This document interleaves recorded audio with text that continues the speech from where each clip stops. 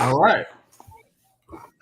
It is 7:30-ish on a Sunday night.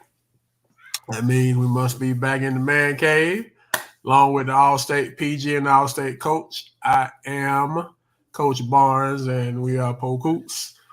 Appreciate y'all checking in and rocking with us tonight. Do not take it for granted. We do appreciate y'all. Before we get started, I want to say what's up, fellas. What's going on with y'all this evening? What's up? What's up? Hey, nothing much. So we had some action this past Thursday night that we're gonna discuss and a couple other things. And so yeah, before we get started, as we always do, PG.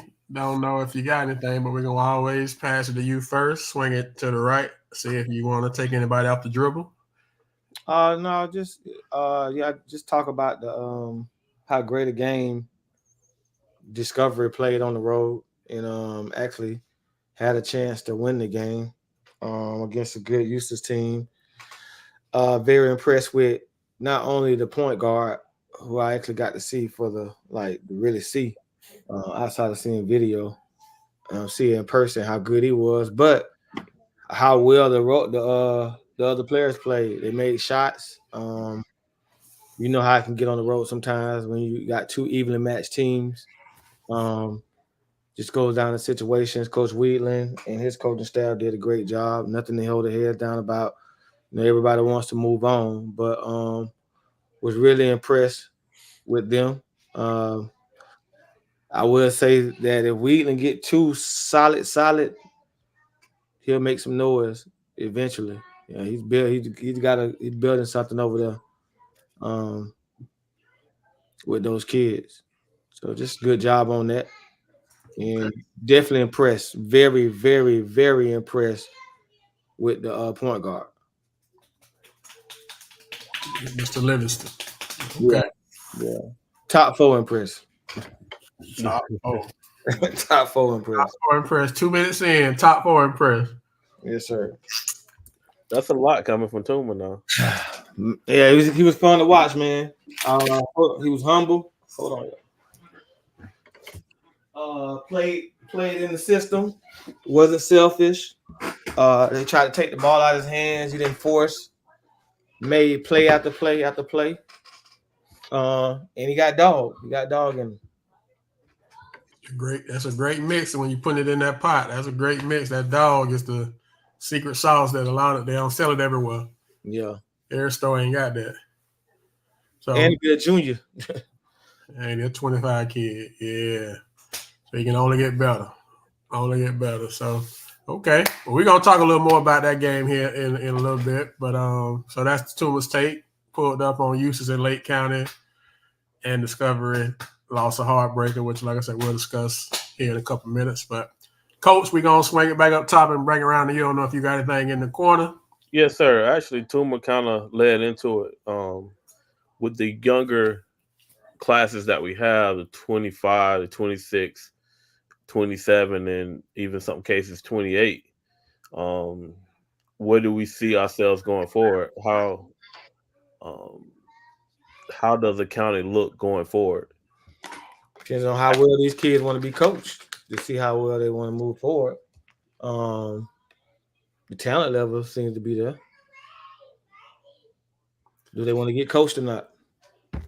That 2025 class got very talented very quickly, right? I mean, beginning of the year, I don't know if we Livingston aside, of course, we had heard that he was pretty good, but we didn't know how good. But that 2025 class has gotten very, like I say, very good. So I think we got a shot. I do think we're going. I think we may. I mean, I don't know. That's a good question because if we were comparing, which we don't like to compare, but we do, when we say top to bottom, 2025 and 26 got more talent than 24. Because we know 24 is pretty top heavy, right? So after the 5 that we know about, it's like what we say it's a drop after Isaac, JP, LJ, Vash, and Alex. Is it the drop kind of? I don't even say it's a drop, but Yeah, I wouldn't say it's a drop. They just don't have the names. Yeah, they don't have the superstar power as 24. I don't think it's a drop. That's an average though. Like you get 4 or 5 kids in the class, that's big. Shouldn't that be big? but we got 4 or 5 24 kids that's gonna be D1 kids either signed or gonna sign, right? That's Well, big. not D1, but we're gonna say go to college. So we got 4 already. Well, did Alex committed? Did he sign yet? He's definitely signed and going. He's signed. I forget when the late So signing period is. I think it's coming up pretty guys close. that have signed. 4 will be Alex. We don't know what Vash is gonna do. So I guess 5 guys signing at that 25 class. That's a pretty basketball wise. We know we got some football kids that signed at that class. 25. I mean, I don't know about 26, but 25 is pretty top heavy too. We got some talent coming back next year. I'm not sure about 26 right now. I asked that question to say this, and it's more so talking to every basketball player here in the county and everybody that listen to us. It's no replacement for hard work. Remember, it was kids that we talked about in that 25 class or even the 24 class like 2 years ago that we're not even mentioning now. You know what I'm saying? So, my advice is that, is to continue to work. You know what I'm saying? People gonna eventually catch up to you, whether it's height wise or skill wise. So what's gonna separate you from that next person? And that's the reason why I brought it up, because it's kids that we talked about 2 years ago that show promising potential that we're not even discussing now. Yeah. So Gotcha. Okay, I got your point. So don't get caught up in now. One of my real good friends, rest in peace, Johnny Jackson always said that last month's money don't pay this month's bill. So don't get caught on your accolades because, like you say, when you chilling, somebody working. So but we got a shot though. We got a shot. I think that 25 class got some guys that we know about. But like you say, some guys that may have taken a step back that got a chance to really take a step forward in the off season. And that's when you get it in the off season, right? yes, sir. So I know that a lot of people are starting to, publicize and advertise their travel ball seasons, and so hopefully guys are making good business decisions as it relates to their potential future, right? So, okay. Well, we're gonna do the classified part of the show right now. Where we kind of some things that happened this week. Want to give shout outs to a couple folks. So first, William Medina, 2025 guard from Excel, picked up offer from Georgia Christian College. Diamante Blasi from Jordan Christian Prep picked up a nice offer from Monmouth University. Over the weekend, D. Hardy, we know, signed with the United States Naval Academy Lakeland, 2024 guard for football. So did not the same school, but Jaron Dennis from Lakeland also signed football with Toledo. I know I'm going to forget some football kids that play. So y'all, if I do, it's not charging to my head, not my heart, and you can correct me in the chat. We'll recognize them. We also had Melvin. I know I'm gonna say his name wrong. Carrasquillo from McKill. I think we had the first since we've been doing Polk hoops. He got offer from the University of Derby in England. First kid got offer from overseas. And then, the last classified, he probably wants to talk about it, but, we're going to do it anyway. Coach McGriff, probably the quietest 400 win accomplishment, a milestone that you had that you'll hear about. But Coach McGriff won his 400th game on Thursday night in his regional quarterfinal win over Lakeland. So congrats to all those young men on their accomplishments, signing, recognition from Polk Hoops. We are very proud of y'all. All right. So also this past week, there was the coaches, the high school basketball coaches, not the Polk Hoops coaches, got together and had their end of the year awards. And just to kind of, for folks that know or don't know, each year the coaches, once again, let me say this again, the coaches get together. They either do it face to face. They do it this year. I think they did it by Zoom. Last 2 years on Zoom, Coach. Okay, so last 2 years on Zoom. So as long as you can click phone, you don't have to be anywhere, right? But it is very important to know this is the part of it that a lot of people maybe don't know until they don't see their kid. Coaches have to be in attendance to vote for their kid. It was the coach's fault. The coaches have to be in attendance to vote for their kid. So I don't care if your kid is ranked top 10 in the country. If you are not in attendance, the way the rules go with FACA, they can't get on the ballot. So all the coaches got to do is get on the Zoom. Click on the link. You asking too much.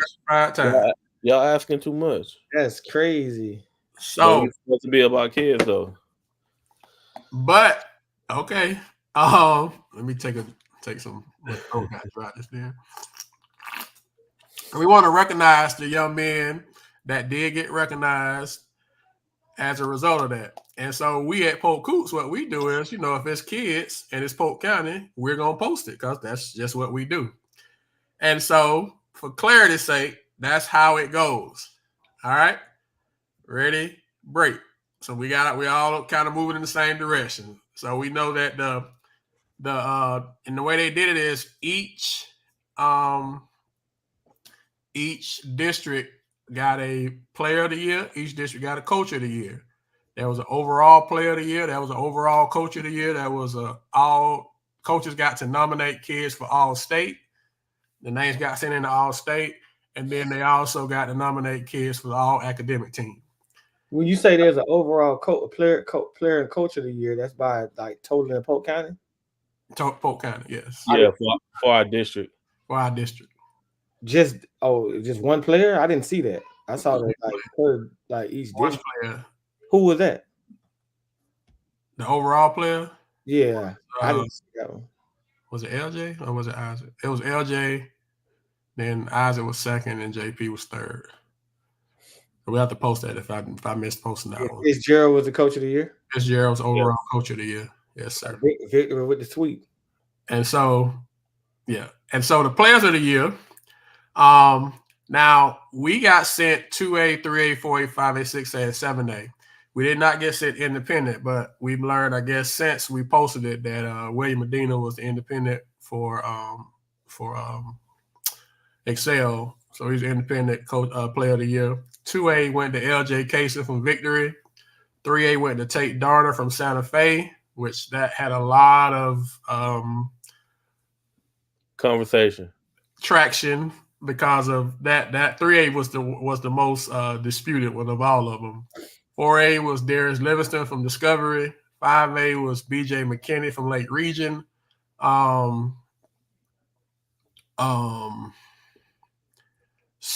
was Shenard Clower from Lakeland, and 7A was Isaac Salazar from Winter Haven. Those were the players of the year.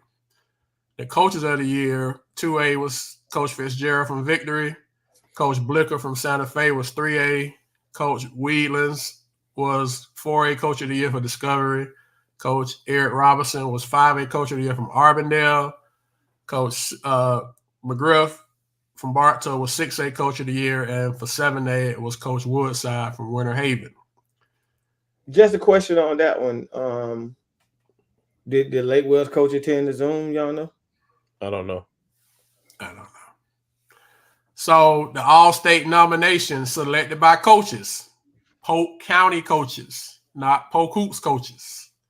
All-State nominations was Jamie Phillips from Winter Haven, Ida Salazar from Winter Haven, Zay Mosley from Winter Haven, Lorenzo Cation from Victory, Tate Darner from Santa Fe, Shenard Clower from Lakeland, Willie Wilson from Discovery, Ed Wiggins from Bartow, Rick Felix, if I say his name wrong, I apologize, from Bartow. So do those kids get all state or they just get nominated? Nominated. They get nominated and then they get put in the so every district says their list and then they kind of go through their process and then Who does the voting, ability? It's sports writers mostly, and I think some coaches. So we probably get 3 kids. Probably. At least 2 for sure. 2 for sure. So Happy G Day TNJ Network, the T and TNJ. Tyrell, see that. And then the all academic team and the criteria for the all academic team was you had to be a starter and you had to have a minimum 3.5 GPA. Just reading right what's right off the people's stuff. And so the kids that were nominated was Devin Booker from Lake Region, Devin Ozenak, so they had to be there because Devin Ozenak from Lake Wells, Dante Hines from Discovery, Caden Zinker from Discovery, Mike Andino from Victory, Jordan Lanier from Victory, Hudson Dakaisen from Santa Fe, Tate Darner from Santa Fe, Toby Lane, Santa Fe, Danilo Stanyakovich from Santa Fe, Jamie Phillips Jr. from Winter Haven, Ida Salazar from Winter Haven, D. Hardy from Lakeland, Daniel Thompson from Bartow, and Antoine Willis from Bartow. So congrats to all of those young men and also the coaches for their hard work in the classroom, on the court, and their recognition for this past season. Although we know the season's not over with four teams, it's still not over, but the rest is shirts to the left, shorts to the right. But any thoughts, guys, on that list, because those lists, because it definitely caused some tension. Tension was only with Frankie and a few others about Vash, and apparently his coach didn't get on the Zoom.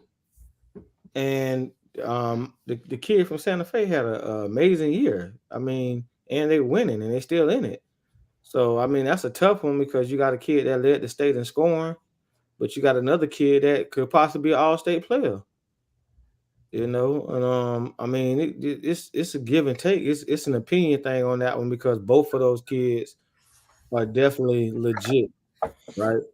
And it can go either way, but it's not the kid's fault that the coach didn't get on the Zoom. I agree. Discussion about why Vash should be player of the year.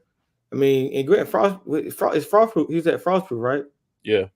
Yeah, they didn't have a bad year because we had them ranked in our top 10 at one point. But I mean, that's one of the ones that you got to look past just the stats and what they're doing for their team.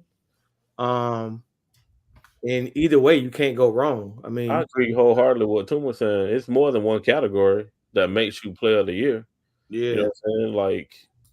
Like you said, like how your team is doing. You know what I'm saying? Strength of schedule. Yeah. It's a lot of factors in it. Nobody's taking nothing away with what Vash did, which is awesome. He led the state in scoring, but we said that at the beginning of the year that he was going to do that while he was down there. We're not taking away from that. Kid was special down there. But it's unfortunate that he didn't have someone there to fight for him. You know what I'm saying? And then, maybe we could be having another discussion right now. Yeah. So, and again, I mean, the biggest headache was Frankie. I mean, call a spade a spade. Frankie was crying. I don't even think that's a real page. Sometimes I think that's a scam. It can't be real because it just come out of nowhere, huh? No, it's just like, I mean, you read into the lines of like, hey, the coach's decision, and it's still to blame Polk Hoops. Basically, to blame you. I mean, coach got influence over them grown men. What you talking about? Yeah, man. Well, he be making them vote a certain way. even if he had an influence over him, right? How could you go wrong with Tate? It's like Jordan was the best player in the league, and Karl Malone was winning, and he got MVP in that season. Frankie might have been the best scorer in the state, but what Tate did for Santa Fe, doing for Santa Fe. yeah, They still playing. They're still making a run. I mean, playing. So yes, no slight to Vash, but I mean, like you say, it ain't like Tate is, sweet. Tate a dog too. Yeah, Tate a dog too. So let's call a buck, Yeah, he's definitely a dog. Yeah. Well, I mean, they do. I don't think the senior junior thing has to do with that. His coach didn't get on the Zoom, Miss Shante. His coach didn't even get into the voting. So that the rule is, if you don't get on the Zoom, that excludes you as a coach and excludes your team. So I mean, it's the coach is to blame.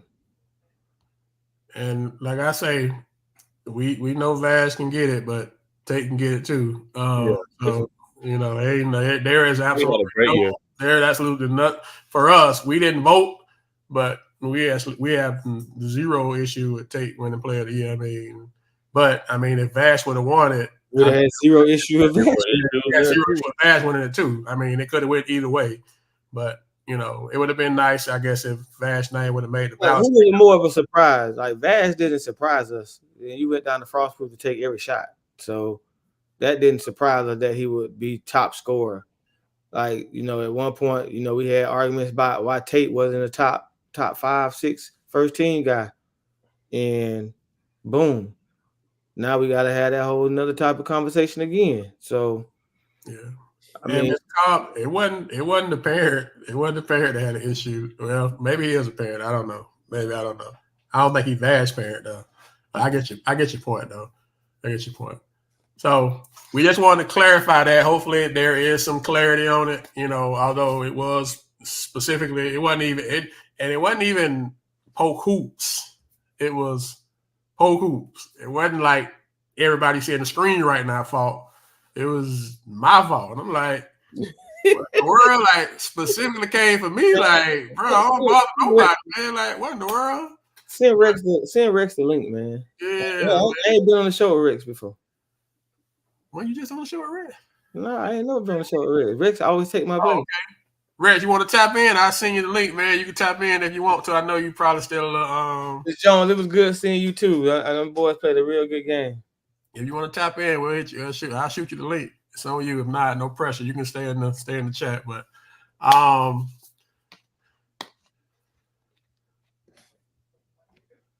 well, PC Gridiron, it's like if he didn't have a problem speaking up, like he wasn't the only coach. It just he wasn't the only position. You good. We always gonna offer for you, Rex. No pressure. You never know what the coach had going on. Like yeah. It's like times I've missed the show. I mean, I've had stuff going on. Even with that, Tuma, because I done been on it with football, I've been on it with basketball too. If you can't make it, one of your assistants can make it. You know what I'm saying? So even if you have to send the AD somebody. Yeah. You know what I'm saying? The sad thing on that is though, this ain't like you said, he wasn't Coach Shepard kind of getting publicized, I guess, or the spotlight on him because of Vash. But there were plenty of other coaches that didn't, if we just gonna, talk about it, that didn't tap in either. And that's just always to me, even when I was coaching, like how do you not tap in? Now, like I said, but back in the day, I know when I was coaching, we had to go to a location. Now it's just Zoom. I mean, I'm always disappointed at the lack of attendance of the coaches to the FACA thing. It's just it's unfortunate. It's just getting publicized more with Shepard. This is a question I can ask y'all, and this is all a what if, right? But it's a good what if on the conversation. if Vash stays at Bartow, does he lead the state in scoring? No. Absolutely not. Okay, so would that change?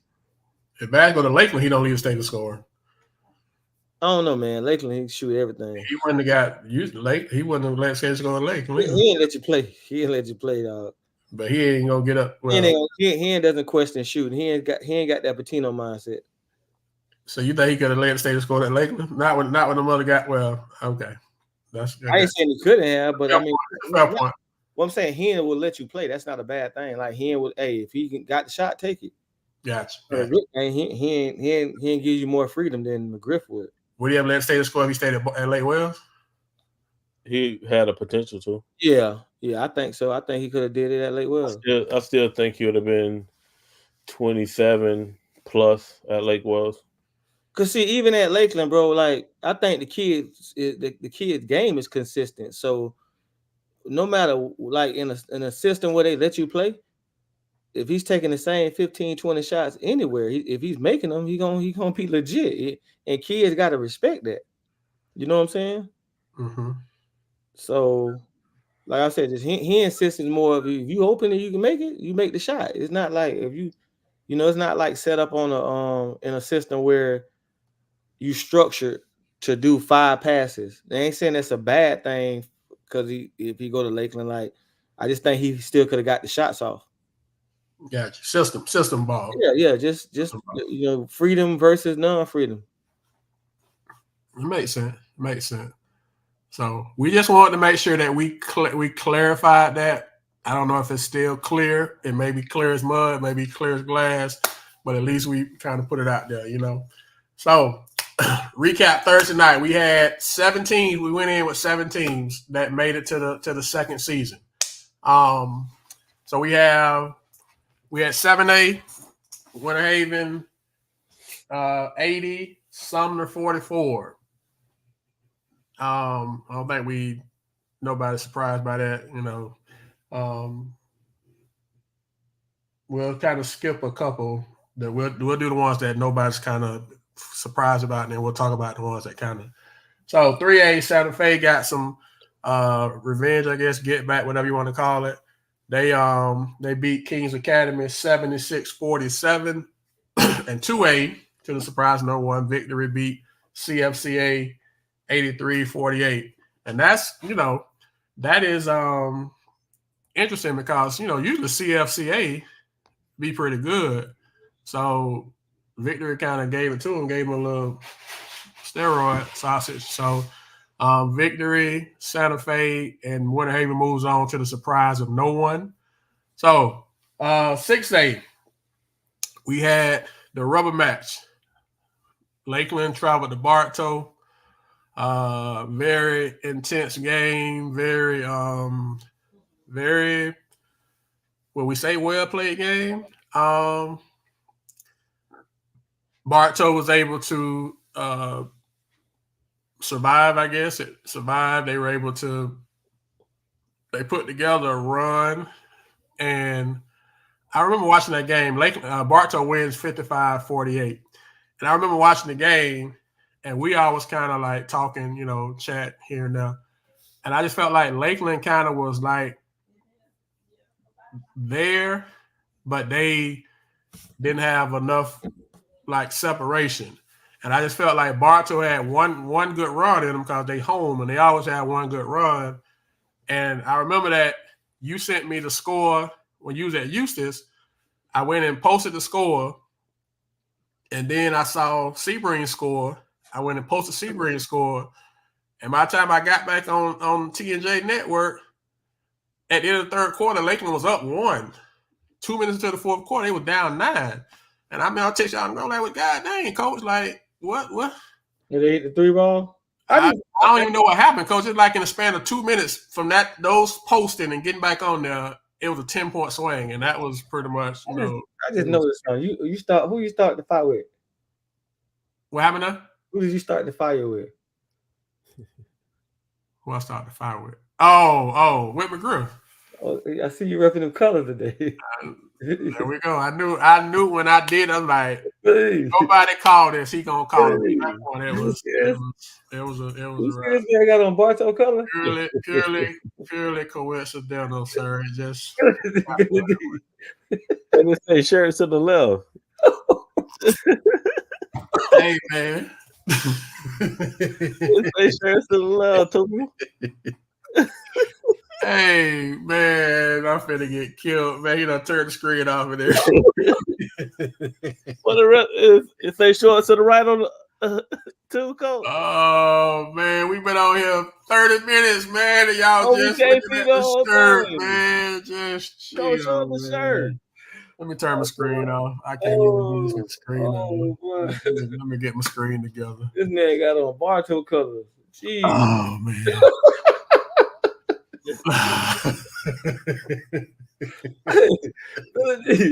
Telling people to go watch their stuff, to them. Hey, man, oh man. Hey, man. You gotta read between the lines. Subliminal messages. Imagine, hey man, look. Imagine that.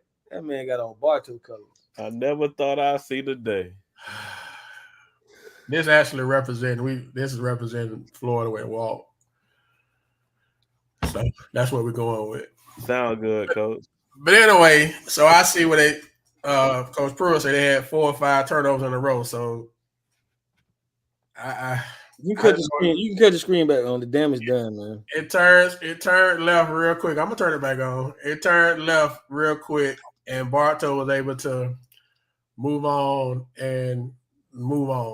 So that was 6A. Any thoughts, y'all? Any other thoughts y'all got? I didn't see nothing. I saw one possession of the game, and I knew after that it was over with. That was a long pass, full court, down the middle to the big, and the big kicked it out to the corner, and it was a 3. It was like a dagger. So other than that, I was tuned in watching something that was watching another excellent game. So yeah, I was at another game myself, but I was watching it on live while watching the Winter game. My thing was, Coach, it was a marathon and not a 100-meter race. Lakeland jumped down on them, but Bartow was just steady pace, and then it just ended up being one bad stretch for Lakeland, which ended up winning Bartow the game because they never recovered after that. The energy I got that game, Coach. When you I don't know if y'all got this. When I watched the Super Bowl, let me make sure. Let me talk about this. When I watched the Super Bowl, San Francisco was in control, man. But it's like you never felt like they had put Kansas City away. Like it's like you felt like Kansas City had a run in them.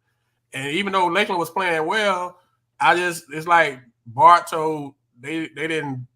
They should have been up more. I thought they gave themselves a little more for that run, and they just didn't. And so when that run happened, and that was Ms. Rodman, that was, some people, not Polk, but some people questioned, and I asked both of y'all from a coaching standpoint. Some people felt like Coach Hen left Scoot out there too long, and he got wore out. So when he had to take him out, I disagree. That's when the turnovers happened. That was the game. He had to take him out. They say he was exhausted. And so I say that because like if he like I remember when my senior year playing with Scott, I didn't come out of games. I mean, never got took out, but he got tired. I guess he got tired, and it got exposed. I guess let me make it that way. I think well, I mean that's on Scooter as well as him, as far as just being prepared for that situation because he's the most valuable player. So at some point, you break your set. Like he's not a dominant offensive player, so he got to take his time and get his win on that side. It's like a difference. Like I would match up against other players that wasn't a skill to give myself a break before we get into crunch time. So, I mean, he couldn't come out the game either way. So it's just a management. I mean, as a player, he got to learn that because he's a junior, right? He's a junior, yes, sir. He needs to learn time management inside of the game if he can't come out and condition himself to be to that point where he can't come out. Hey, what I did, I see Mike said it. I know. Yeah, my third year at Jenkins, I ended up having to put Lance. Lance was playing point. Well, Lance probably wasn't conditioned to go 32 minutes, but I had to have him out there because he was my best ball handler. So 3 of my timeouts was for him. Like they was like rest timeouts, and I just had to kind of use them strategic. Like you said on defense, I kind of tried to hide him a little bit to try to save him a rough end there. But I knew he had to handle the ball, so I literally used 2 to 3 timeouts a game for him just for a break because especially as a point guard, bro. Yeah. You got to train any point guard. This is a message to any player that's playing the point guard position. All right, because you the general, you got to train yourself to be able to play 32 minutes a game. Coach Elbow disagree. I played the position, man. So I don't No, know. I'm not with you. Not with you. See, look on the screen. He not just reading what you said. I don't think he's saying that. I don't know. I just know. It was time. If I got checked out the game, I was trying to get myself back in. This is a critical game, but 32 minutes didn't seem like nothing when it's life or death on the line. Just you gotta. That goes into just matchups. I mean, he wants to pick up full court every possession too. Sometimes you got to take those plays off, let somebody else. It's just different ways around it to save him, especially if they're saying he used the timeouts. I don't know. He just can't come out the game in that type of situation, so he got to be able to manage his fatigue. Yeah, going in, he can't come out, so you got, like you said, you got to kind of massage it. But I'm not saying that we said or even I said it. I'm just saying that it was conversation on the page, and also other people kind of off the page felt like that was the key that Scooter got exhausted. And what Bartow was doing, to Coach point, I'll be quiet, Coach, and let you kind of elaborate. Bartow was doing, I think, the marathon thing. Because if you look at the first couple of quarters, they kept doing that jump, but it wasn't necessarily a jump. They was picking up full court, but it was soft pressure. They weren't like really trying to blitz him and trying to get, they were just trying to extend him a little bit, because you're not doing that for the first quarter. You're doing that for the fourth quarter when you don't have to come against that pressure, that full court pressure. Sometimes they run a guy at you, sometimes they just pick a guy up and just turn you. But all that stuff kind of wear on you. I mean, again, that's what Kelly just said, bro. Just ways in the game. You got just warm down. What's the other kid that transferred from Auburndale? He should be able to bring the ball up. It's ways to manage that, to keep him on the floor, bro. There's ways to manage that he, as a player, you don't got to bring the ball up every time. Like I say, he doesn't run a lot of sets that Scooter has to have the ball in his hand, right? And Scooter's not a 20-point scorer, so it's ways to work around that to save that energy, as well as the timeouts and everything. Just got to use it. You got to be able to be smart on the court to how you manage it. Like as a player, like this is not just with the coaching. If I know I ain't come out the game, I got to manage my time. Okay, I'm not gonna pick up full court when it ain't meant to pick. It ain't supposed to be. I don't need to kill myself trying to pick up full court every possession when I know I don't got nobody. If I'm turning, ain't nobody else coming to jump. I gotta rely just if I'm picking up full court that I'm gonna force a turnover every time. That ain't gonna happen. That's not reality of the game. So you got to use all that time. I don't know. What you think, Coach?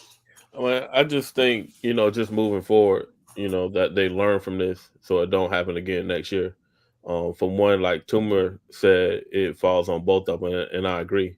Like one, you got to get your body prepared. It's the playoffs. You know what I'm saying? That's what you should have been doing all season. I see Ms. Robinson saying definitely has 20-point games. He is not average 20. I don't think she's hearing us. He's not averaging 20-point games. But he's important. Yeah, he's important to that team. So I totally understand his importance to that team.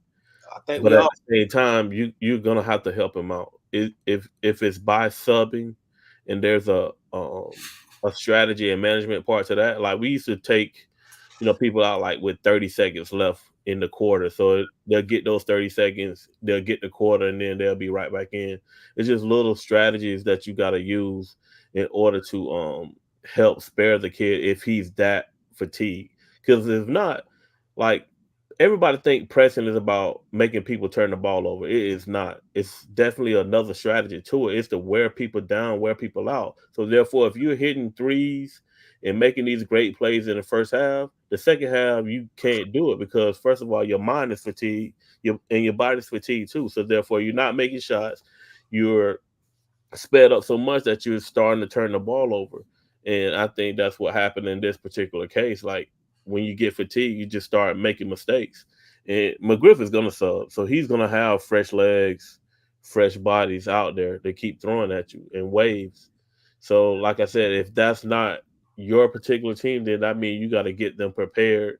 As an individual, you got to get yourself prepared. And as a coach, you got to get the entire team prepared to go the whole game if that's what type of team that you have. And you know you can't sub, but you're only 6, maybe 7 deep, then you may have to change your strategy. For example, a few years ago with the Lady Blue Devils, like we was only like 6 deep, 6.5. So we had to play zone, which you know I'm not a fan of, but it was in order to save, those particular kids. And that was a year that we wasn't supposed to make the Final Four, and we ended up making the Final Four just from a strategy standpoint. Coach, do y'all and PG, do you all think the fact that he's like he was a major contributor to the football team might have played a part? Nah, No, because I mean you've been playing at a high level. Not this late in the season, bro. It's what is the team doing as conditioning? I mean, we don't know. I mean, we can say yeah, they don't do conditioning. Then he can say yeah, we do conditioning. It's just as a player, every sprint matters in practice. You know what I'm saying? Every understanding of how to manage your time in the game, all that stuff just matters. But it's not only what's in between them lines, what you put in your body. What That, type of rest are you getting after? How you eat before the game?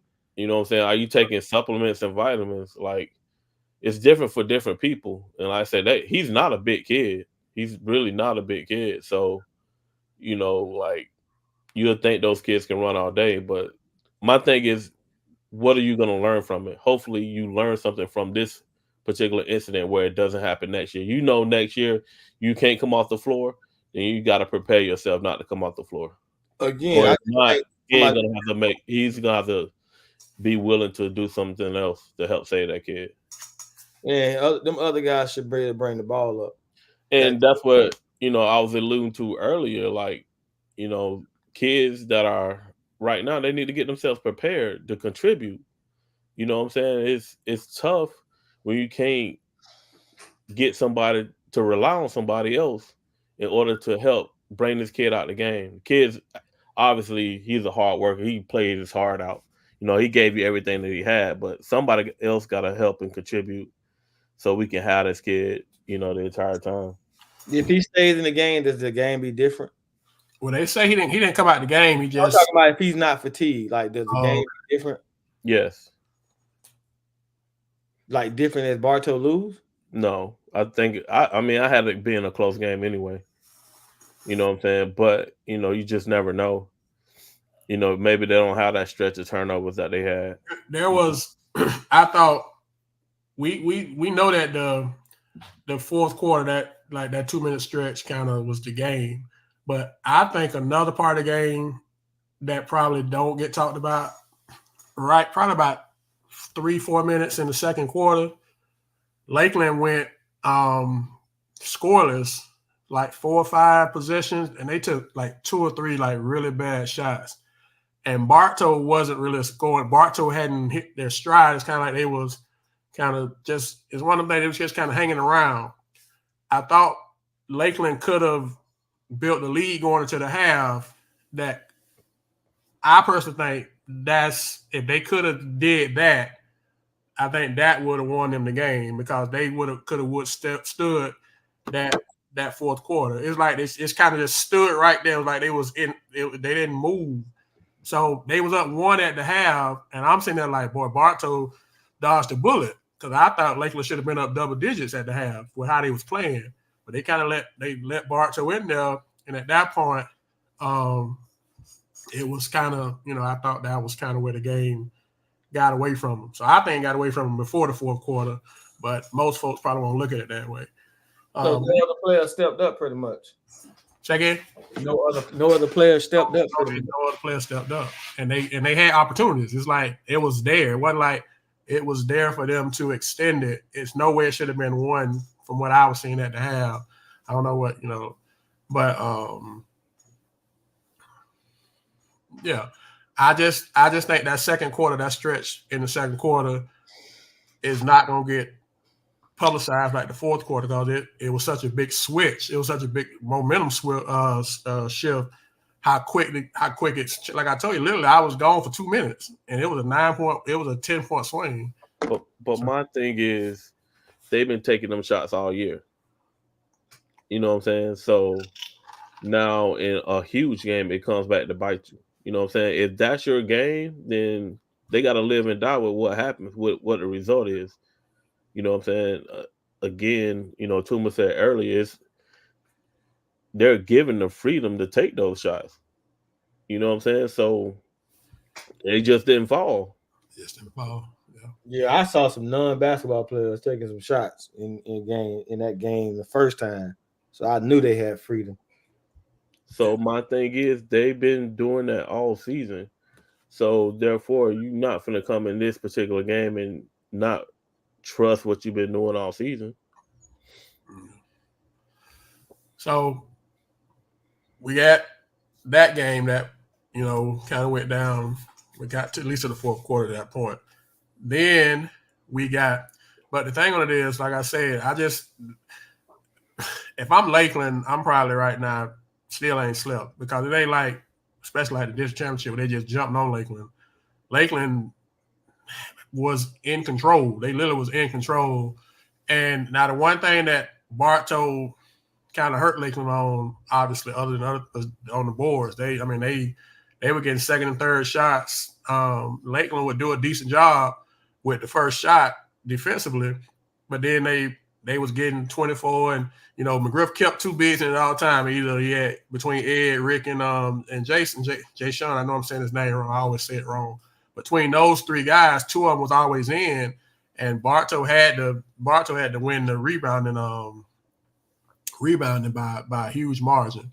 But yeah, but like I say, shout out to Bartow. They hung around and they made the run that they needed to make, and then they held on and got the W. So they move on. Discovery, we go to 4A. Discovery went to Eustis, to Lake County, and played a great game, heartbreaking set of events down the stretch, and they ended up losing 78-76. And Discovery had, once again, plenty of chances to win as well.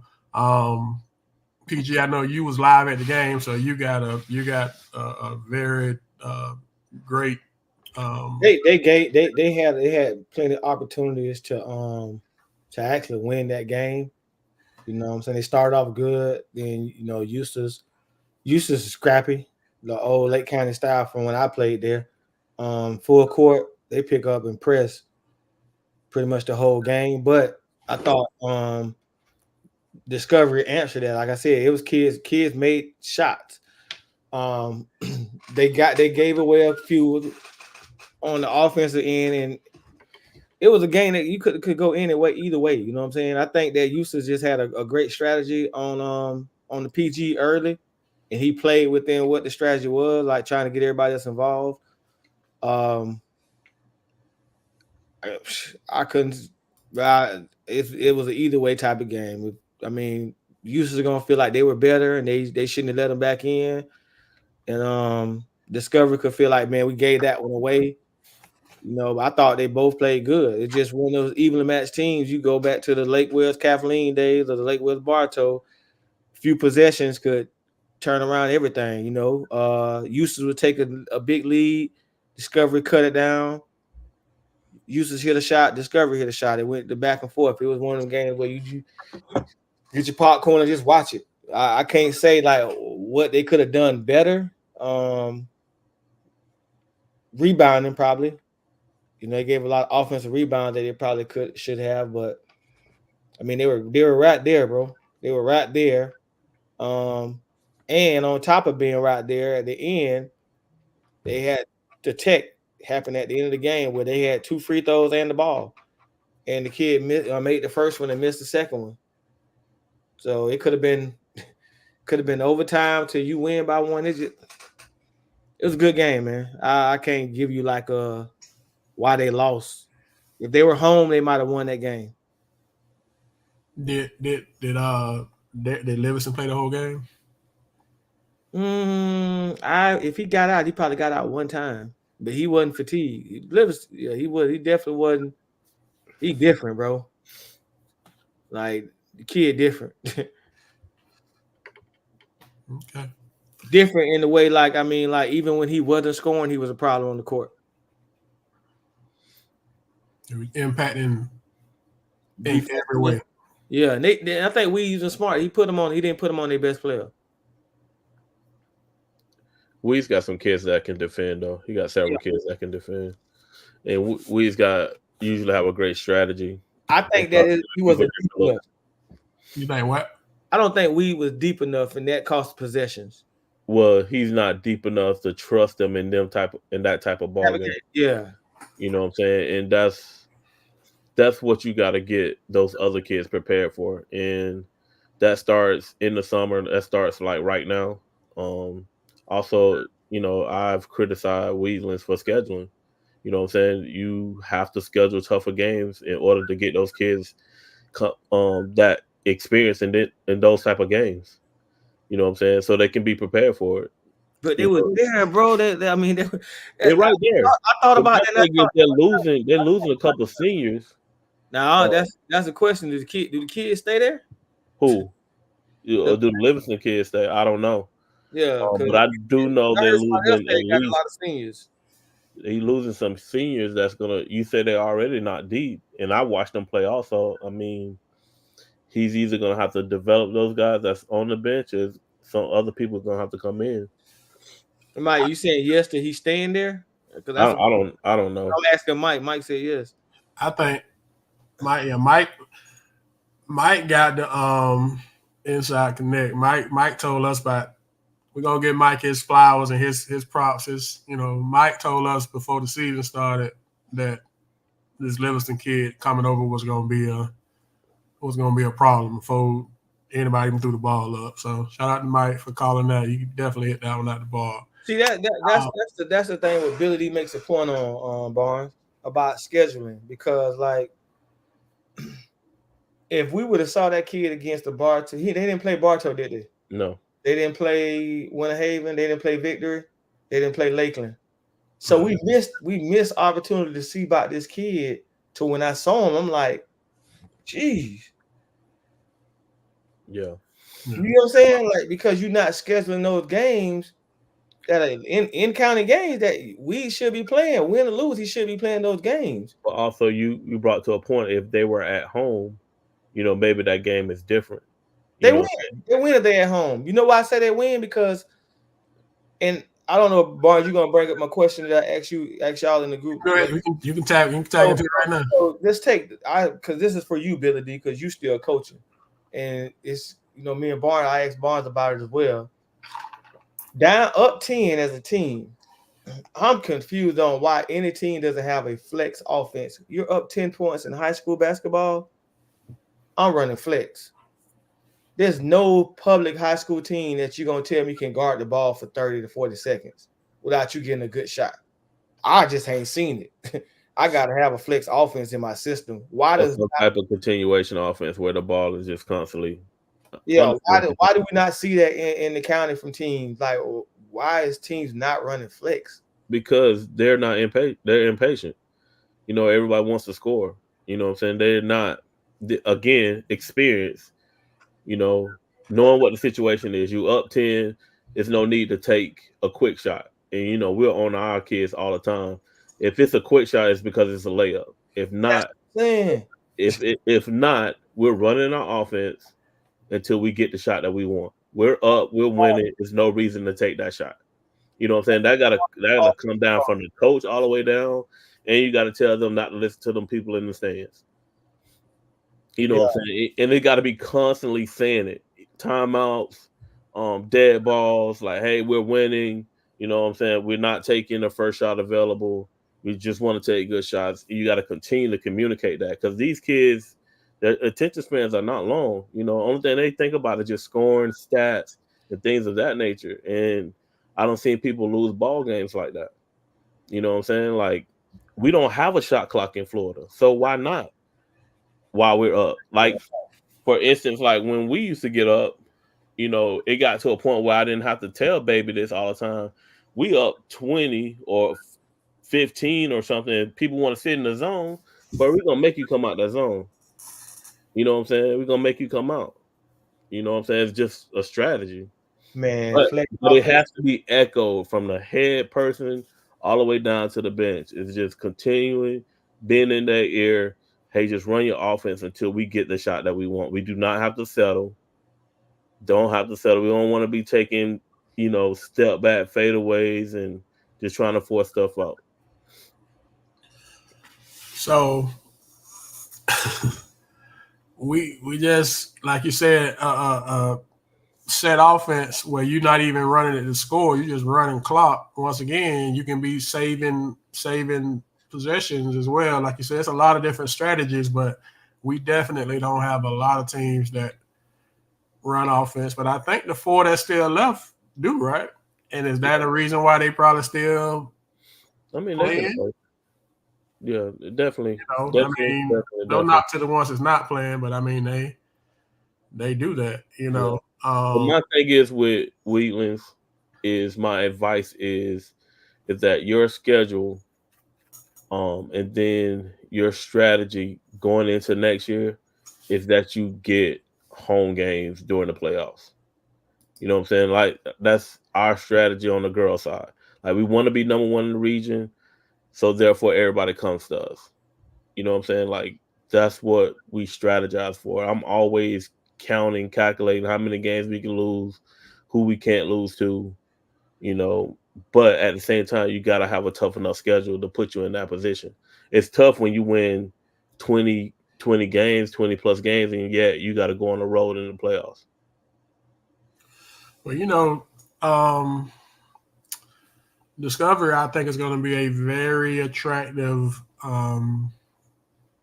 destination for some of the 25, 26, 27 kids with how we coaches, how they play, their style of play, and the fact that Livingston will be back, who is arguably, that's going to be a great discussion of who is the top 2025 kid. Because you got a lot of well-deserving people at that top but who wouldn't want to go play with him with how he plays? So that's definitely going to be a prime stop for some people. And there's a couple of kids that we know that unfortunately, are not happy at their current address. And when you're unhappy, you start looking, you start hearing, you start reading, you start fantasizing. So I definitely think that. I mean, he got Livingston coming back, and I think he's going to get some other pieces. I think. Okay, and then the last one, Sebring was down south. They went to Naples, was leading the game the whole game. The whole game, Sebring was in control. And the fourth quarter, unfortunately, the wheels came off. They went into the fourth quarter up 7 and losing by 8. Had to be pretty heartbreaking for Coach Preston and the kids. Because we thought they had a great chance to go down there and actually come back up with a win. So, we're out of 5A, we're out of 4A, but we move on to Tuesday night, and we have 4 teams remaining. We got 3 home games, and we have 1 away game. So the 7A game, the doubleheader, first ever regional semifinal doubleheader is the trendsetters, the Winter Haven Blue Devils, setting the bar. They're going to have a girls regional semifinals, and then who y'all play? Sarasota, Coach? Yeah, we play Sarasota High. Sarasota at 6 p.m.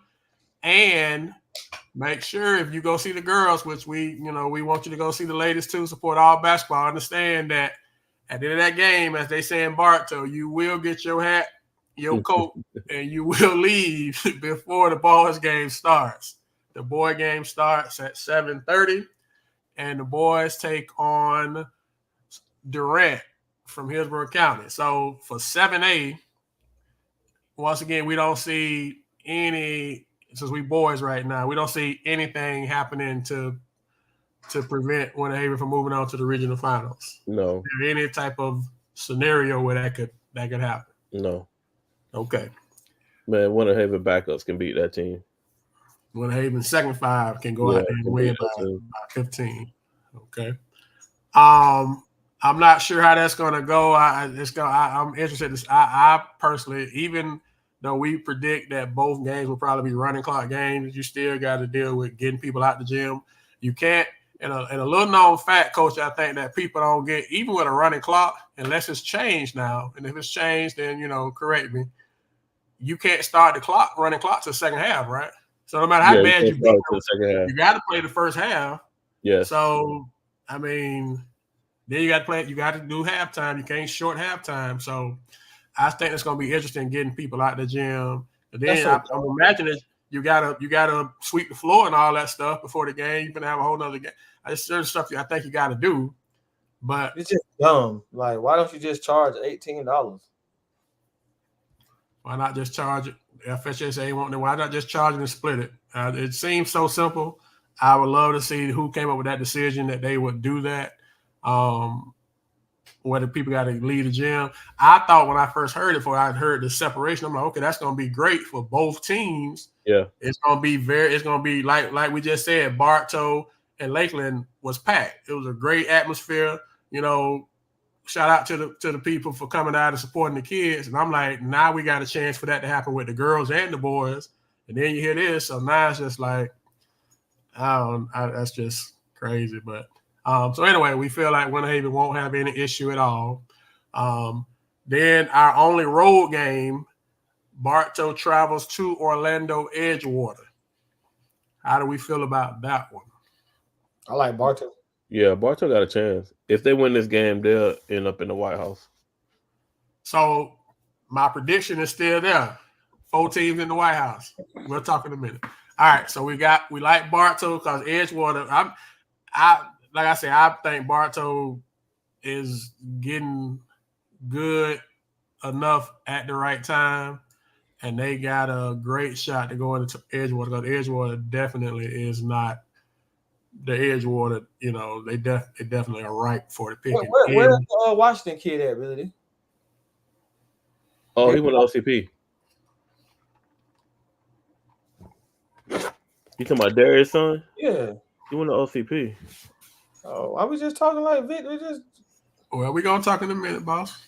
We just, so 3A, Santa Fe, they get a home game. They get the Holy Trinity. Do we see any possible way that Santa Fe does not get to the regional finals? No, I like Santa Fe against Windermere Prep in the regional final. Okay. And 2A, Mount Dora Christian comes to victory. So Hey, I went to Mount Dora High School. I don't know about Mount Dora Christian. I couldn't tell you. Yeah, I think that's gonna be a running clock too. Okay, so we look like, and if the games the regional finals on Friday, right? For boys, yeah. So you sure it ain't the girls either? Well, technically, we're supposed to play tomorrow, and then our regional final was supposed to be Thursday. I wouldn't be surprised if we have another doubleheader on Friday. So you know what's crazy? I just want to ask you this: so y'all get a whole week break after y'all make it? We do. It's going to be more than a week Crazy. because we're not. As soon as we make it, we're not going to play the whole entire next week, and I think the way it's scheduled right now, we possibly won't play until that next Friday. So we're looking at 2 Get weeks. my money on my house. They won't do this next year. So we're looking at 2 weeks, Tuma. Y'all won't play that Thursday, you said, right? Or Friday? Friday, yeah. Oh, they won't do this again. This one and done. This one and done. I think it's gonna blow up in their face. I think it's gonna blow up in their. And I hate it for the kids. I think it's gonna blow up in their face. So. Yeah, that's a long time to be off. Yeah, Mike, I didn't say nothing. You saw it to the other class. So you see the argument already gonna be with the other classes. Like, why do we have to play right after, and then you got the later teams that 2 weeks off? That's a big argument right there. I wonder how many coaches like a McGriff on the boy side, like a Billy D, Johnny Lawson on the girl side. I'm just talking locally, like a Woodside on the boy side, a Fitzgerald, people that kind of live in this. Like, who's in the room, that came, okay, this gonna be a great idea. This gonna be. I know they're trying to get the numbers up. That's the rationale that I heard, but it had to be a different way to do it. And maybe I don't know. Maybe they thought this was the best. They did this before. I've never remembered them doing. No, they've never done this before. Tell me that they did it a couple years ago. I'm like, man, they ain't never did this. Not with girls and boys at the same time. Yeah, it's crazy. Because the way it's looking, if we both make it from Winter Haven there, I think we're supposed to play like back to back at the semifinals in Lakeland too. But my thing is like, I guess it's supposed to be like early during the day, so they're looking at trying to move us back, so more people can come. Like it's a whole Charlie Foxtrot for sure. Because if it's supposed to be a money grab, Coach, why local teams not playing the late game? Why you got us playing at 2:00 when people? But my thing is, if we're playing the late game, make who's ever on the other side play late also. Because I ain't gonna lie to you, I got screwed in 2011. Dwyer played at 11 o'clock, right? I played Murph. The game was supposed to start at 8:30. It started closer to 9:30, and then we ended up getting out of there after midnight. Had to turn around and play Dwyer in the championship game the next day at 3:30. You know what I'm saying? So my thing is, if you move one side, you got to move the other side too, just to even the playing field. Yeah, the girls need to be the early game. You're just saying both girls need to, whoever the winners, the other two semifinals need to be the same time, so you got the same amount of rest and prep time. Yeah, you know what I'm saying? If it's a game or so in between, but they can't play, 9 a.m., 11 o'clock, and then we play at 8 o'clock. You know what I'm saying? That's so you rather have an earlier game, not the late game. My thing is just even the playing field. Okay. That's all I'm saying. Just even the playing field. Okay. So Friday we gonna do the regional finals right now, since we won't be back home before they have them. Winter Haven would play, we thinking Plant City.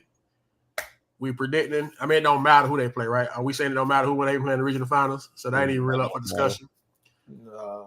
Bartow gets by Edgewater Tuesday. Friday they potentially get who? I mean, they essentially the regional final is Tuesday night, right? We thinking on the other side they should be in great shape with whoever on the other side. Regional final would be Friday. No, you're talking about the teams on the other side. Oh, no, who they will play. Big Will. Anytime we say, it's amazing. Like anytime we say Plant City, Big Will always right on cue.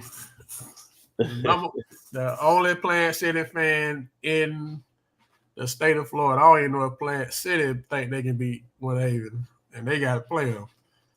Winter Haven gonna knock off both Plant City schools. Durant on Tuesday and Plant City on Friday. No disrespect, it's just business. So they got the winner of Oviedo and South Fork. So they get this on Tuesday. Bartow. Like I said, if they win Tuesday, they have a great shot. They will. Final four. This might be McGriff's best coaching job in history. He get that nothing where he started from to get to the White House. That's just crazy. All right, so 3A. Santa Fe wins. They Friday night. They will have to travel since Bell Creek didn't win. They have to travel to Windermere Prep.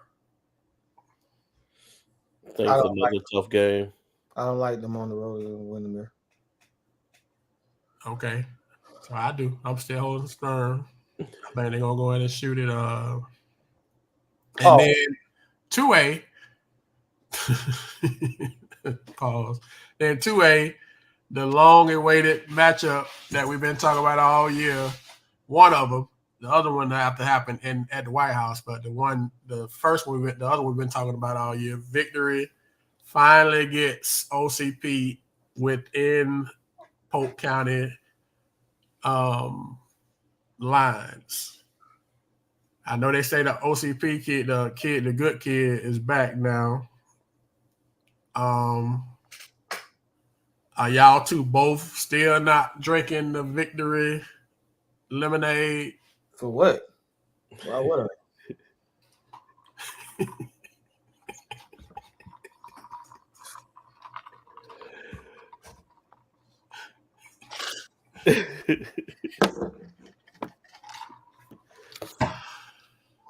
I'm still holding strong with my pick that I want to win.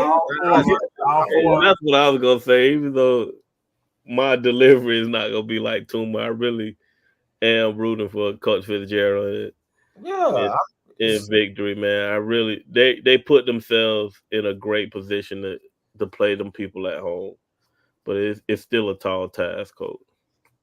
Still a tall task. I want them to win. You know, but it's you know what I'm saying? It's like Coach Fitzgerald had all year to prepare for this particular game. So my thing is, hopefully he's done his homework. He has a strategy. He got a backup strategy. He got a backup to the backup just in case that doesn't work. You know what I'm saying? He's got to pull out all tricks and gadgets in order to make sure that he put his team in a position to win. In the end, bro, they're just gonna have to go out there and take it. They have to play, you know, the game of their lives and end up in the Final Four for the first time. Do I believe they can do it? They can do it for one game. They can. It's just that, you know, history shows that they haven't fared well against that team. And they're loaded. OCP is loaded. This is my thing. First of all, I love all four Polk County teams getting to the Civic Center, which I said, whether I'm delusional or not, said it last week. So I still like Winter Haven, Bartow, Santa Fe, and Victory. I just look at the fact,